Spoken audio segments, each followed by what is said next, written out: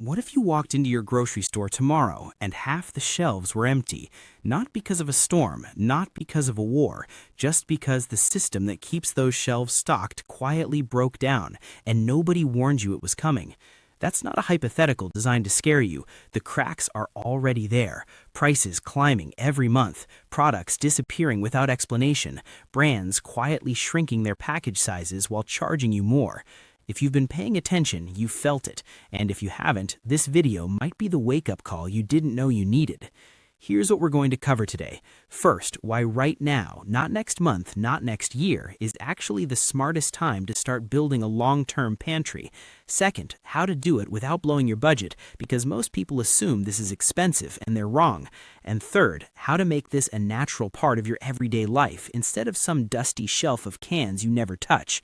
Stay with us until the end, because the storage tips in the final section could literally save everything you've invested.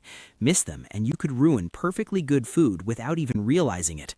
Welcome to Essential Pantry, where we cut through the noise and give you real, practical strategies for protecting your family's food supply. If that's the kind of content you want more of, hit that like button right now and subscribe so you never miss a video. Let's get into it. Here's something most people don't want to admit. We've been living with a kind of quiet confidence that the grocery store will always have what we need, when we need it, at a price we can afford. And for a long time, that confidence was mostly justified. But something has shifted, and it didn't happen all at once, which is exactly why so many people missed it. Supply chains that once seemed bulletproof have shown just how fragile they really are. Prices on everyday staples, eggs, cooking oil, meat, flour, have climbed steadily, and the trajectory isn't reversing. Availability of certain products has become hit or miss, and the unsettling truth is that most households are operating with only a few days' worth of food at any given time. That's not a buffer, that's a tightrope. The greatest mistake you can make right now is assuming you'll be able to buy what you need later at the same price in the same quantity from the same place.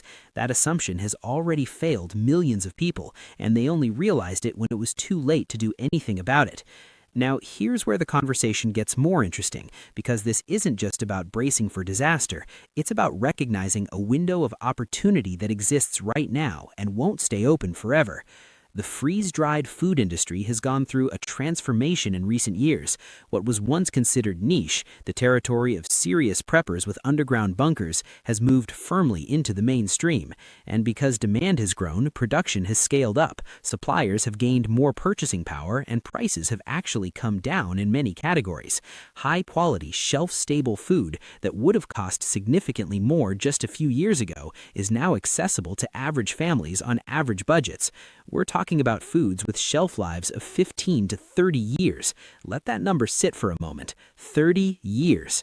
The cornmeal you buy today, properly sealed, could still be good when your kids are adults. That kind of longevity is simply impossible to achieve with conventional grocery store packaging, which offers almost no protection against spoilage, moisture, or pests over time.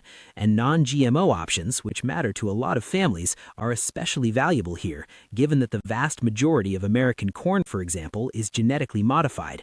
Having access to clean, whole ingredients is not a luxury, it's a genuine advantage. And then there's the food waste problem, which nobody talks enough about when it comes to pantry building. The average American household throws away more than $1,500 worth of food every single year.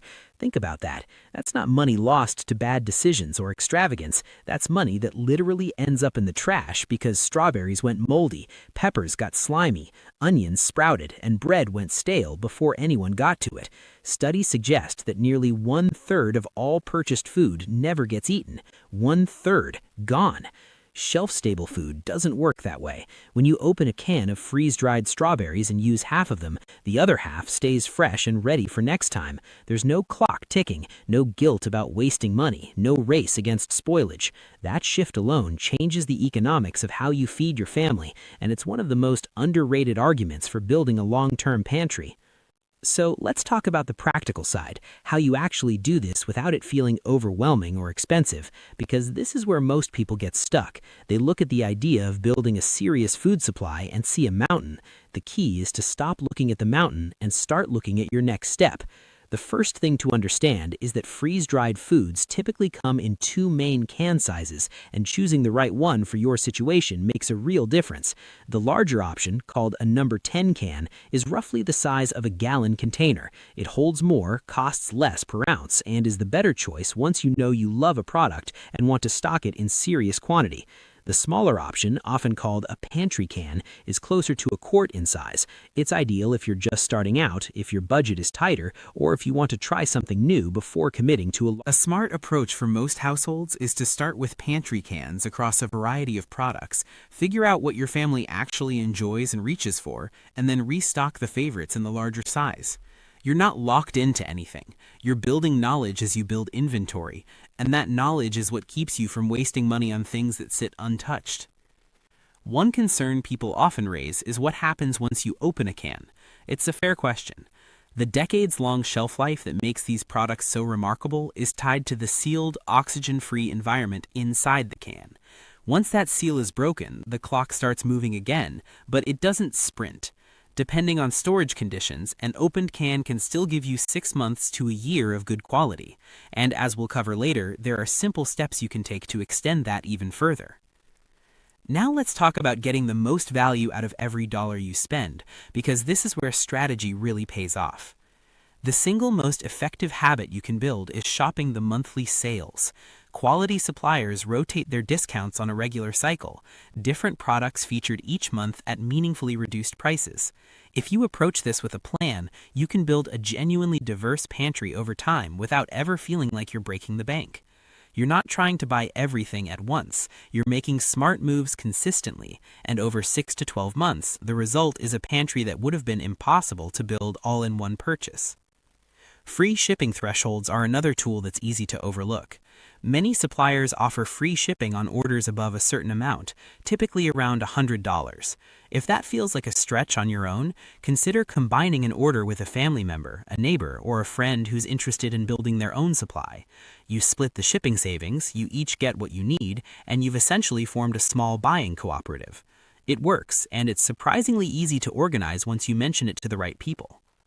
Subscribe and save options deserve a mention here too, because they're often misunderstood. People hear subscribe and imagine being locked into buying the same thing month after month.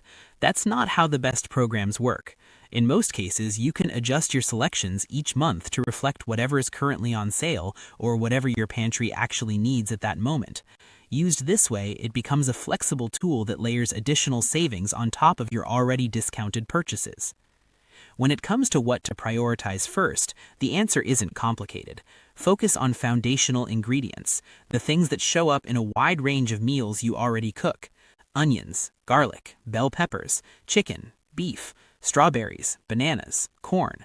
These aren't exotic products. They're the backbone of everyday cooking, and having a shelf-stable supply of them means your kitchen stays functional and your meals stay familiar no matter what's happening in the outside world.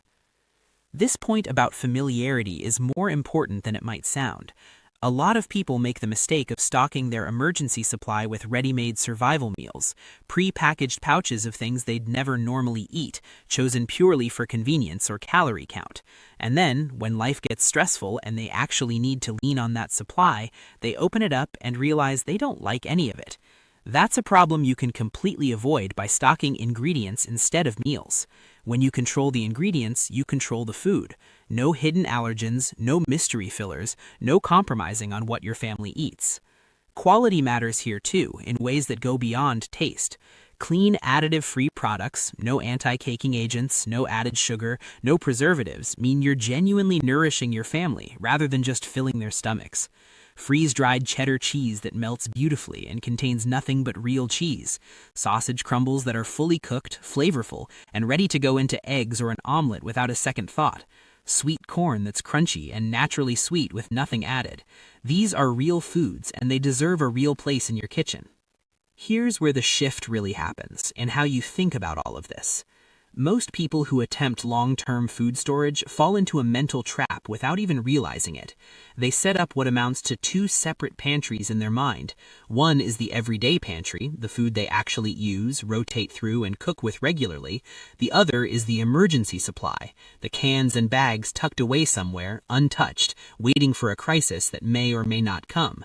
And because those two pantries stay mentally separate, the emergency supply never gets used, never gets rotated, and eventually either expires or becomes something the family doesn't even know how to cook with anymore.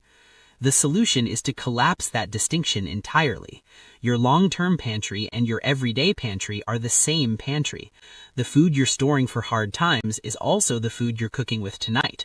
You use it, you replenish it, and your supply stays fresh, familiar, and genuinely useful.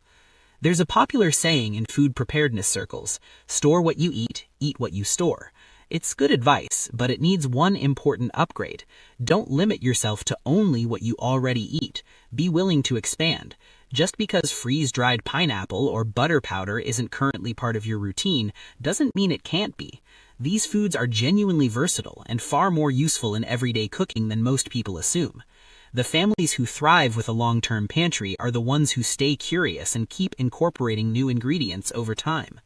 Freeze-dried foods have genuinely come a long way from the image. The preservation method retains more nutrients, more flavor, more texture, and more color than almost any other form of food preservation.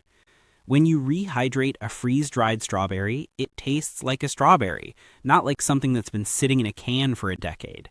Kids eat them straight out of the container as snacks. They hold up beautifully in baking, smoothies, and cooking. The gap between shelf-stable and fresh has narrowed dramatically, and it's continuing to close. Now let's talk about protecting what you've built, because this is the part that trips people up after they've already made the investment. Once a can of freeze-dried food is opened, two things become your primary concern: air moisture and light. The freeze-drying process does something remarkable to food. It preserves the cellular structure in a way that no other method can match. But that same structure becomes very receptive to absorbing humidity from the surrounding air. Leave a container of freeze-dried fruit open on the counter, and within a day or two, you'll notice the texture starting to soften. The food isn't ruined, it's still perfectly good for cooking, but you've lost that signature crunch, and over time, moisture is the enemy of long-term quality. The fix is straightforward. Transfer opened contents into mason jars and seal them tightly. If you want to go a step further, oxygen absorbers or moisture absorbers placed inside the jar before sealing will extend the shelf life considerably. Neither of these things is expensive or complicated. They're small habits that make a meaningful difference. Light is the other factor to address. Prolonged exposure to light degrades both the color and the nutritional content of shelf-stable foods over time. Mason jars stored in a dark cabinet are already well protected. If your storage space gets more light than you'd like, covering the jars is a simple solution. Even something as basic as pulling a tube sock over a mason jar blocks the light effectively. It's not glamorous, but it works. One practical tip that's easy to overlook: when you open a large number 10 can, don't just leave it as one open container. Divide the contents into several smaller jars. That way, every time you reach for one jar, you're only exposing that portion to air and light. The rest stays sealed and protected until you're ready for it. Finally, let's zoom out and talk about what all of this really means in the bigger picture. Every dollar you spend on shelf-stable food is a dollar that's working for you in two directions simultaneously. First, it's providing immediate value. You're using these ingredients in your daily cooking, reducing your grocery runs, and cutting down on food waste. Second, it's acting as a hedge against future price increases. Food prices have never gone down over the long term. What you buy today at today's prices is locked in. A year from now, that same product will likely cost more. 2 years from now, more still. Your pantry is essentially an investment that pays a guaranteed return. Some people take this perspective even further, thinking of their food supply as a kind of retirement asset. In later years, when income is often fixed and prices continue to climb, a well-stocked pantry provides real comfort and real security. It also reduces the physical and logistical burden of frequent shopping, something that matters more than most people anticipate as they get older or as health circumstances change. The most important thing to take away from all of this is simple. You don't have to do it all at once. You don't have to be perfect. You don't have to spend money you don't have. What you have to do is start, and then keep going, one step at a time, one good purchase at a time, one small habit built on top of another. The people who will be most prepared when things get harder are not the ones who panicked and bought everything in a single weekend. They're the ones who started quietly, stayed consistent, and made smart choices over time. That's the path. And every can, every jar, every ingredient you add to your pantry today is a favor you're doing for your future self. Start where you are, use what you can, and keep moving forward. If this video gave you something valuable, let us know in the comments, and don't forget to like and subscribe to Essential Pantry for more practical, no-nonsense food preparedness content.